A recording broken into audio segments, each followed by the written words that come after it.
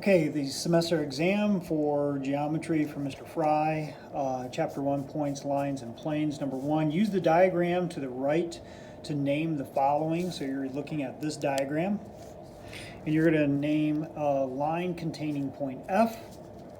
So this point F, you can name the line either by using other letters on this line or by using this letter that signifies this line. Another name for line K, you're going to use the points on line K to name that. A plane containing point A. What's this plane name? You could either use points on the plane or this letter. An example of 3 non-collinear points. So points that are not on the same line, any of these points that are not on the same line. And the intersection of plane M and line K. So you have line K and plane M. There's going to be 1 point, so name that point right there. Number 2, a blank is a location with no size or shape. Is that a line, segment, point, or ray? I'll tell you, it's either going to be C or D on that one. Number 3, a blank is a flat surface made up of points that extend indefinitely in all directions. And that is going to be either a C or D, plane or ray. 4, when 2 values are equal, they are known as being what kind of values? They are either C or D, congruent or unequal. Number 5, and hopefully you're pausing this as I'm going through, and you can go back and re-listen to some of these if you need to. Number 5, points that are on the same line are known as C collinear or D coplanar points. Number 6, show all your work to find the necessary values. So what you're going to do is find the value of x. So if x, find x if the measure of HGS is 3x plus 5 and SGF is 21x plus 3.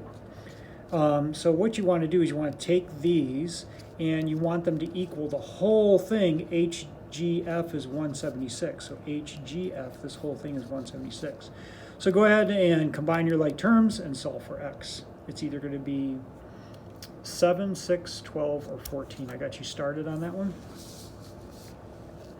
For number 7, measure of angle 1 and 2 form a linear pair that adds up to 180.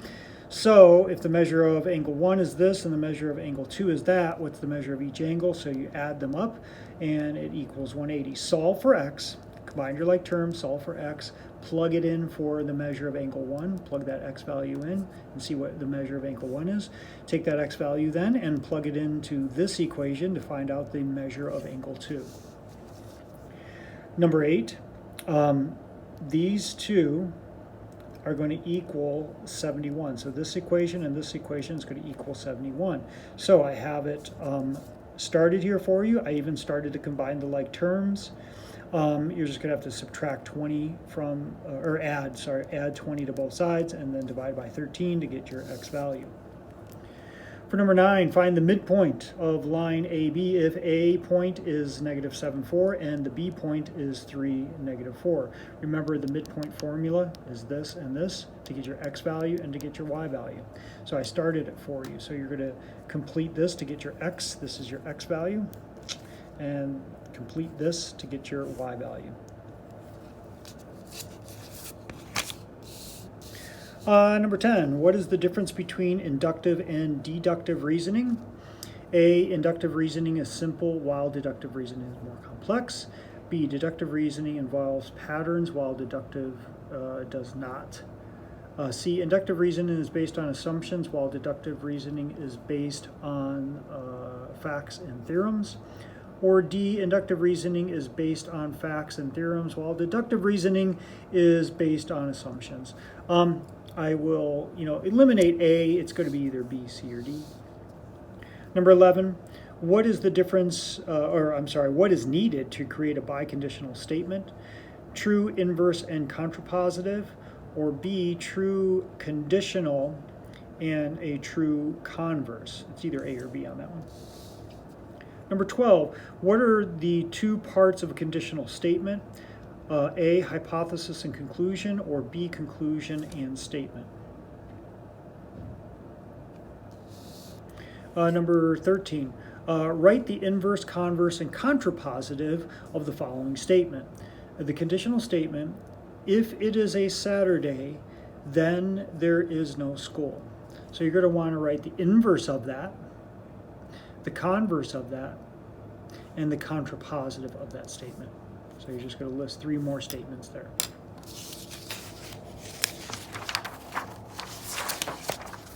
Number 14, determine whether you can write a biconditional statement with the following conditional statement. If so, write the converse and the biconditional. So see if you can write a biconditional statement, and you can. And so here we go. The conditional statement is if two angles are supplementary, then they add up to 180. So, your converse would be, this backwards.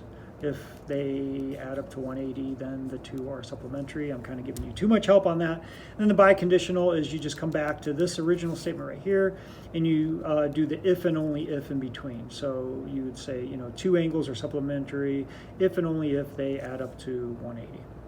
So a lot of help on that one. You're going to have to rewind that to re-listen to that. 15, use inductive reasoning to find the next two terms of the sequence. So you're just going to try to figure out what the pattern is here, and then you list the next two numbers that would follow in that pattern.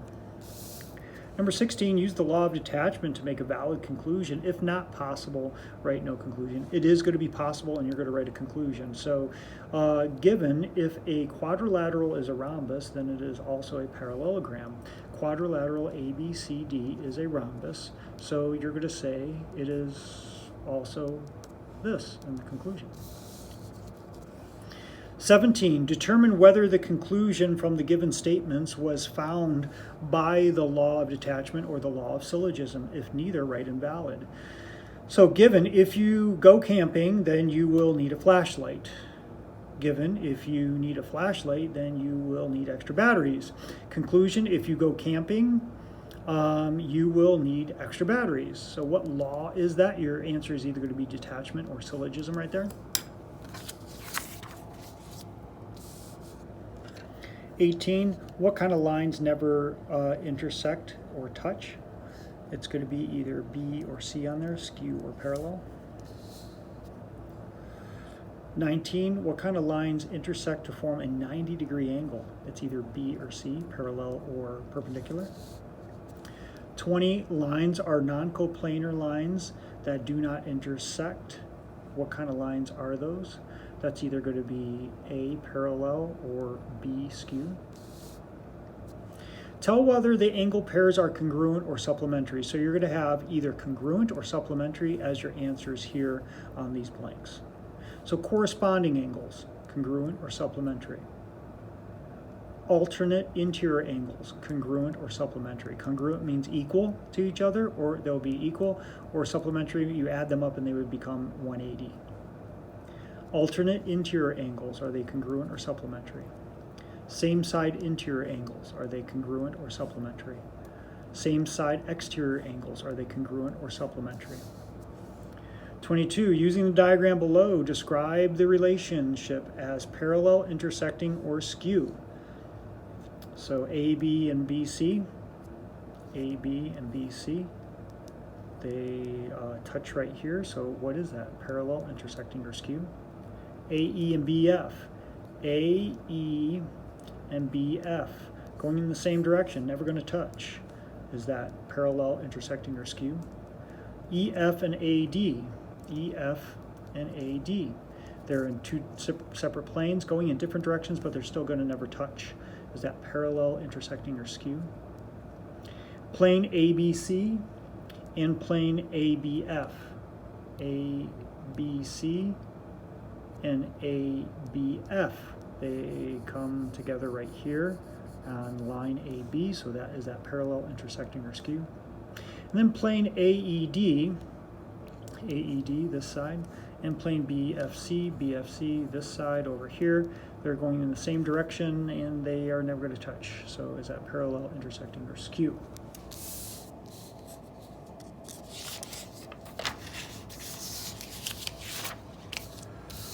For 23, if line L is parallel to line M, mark the angle relationships, then solve for X.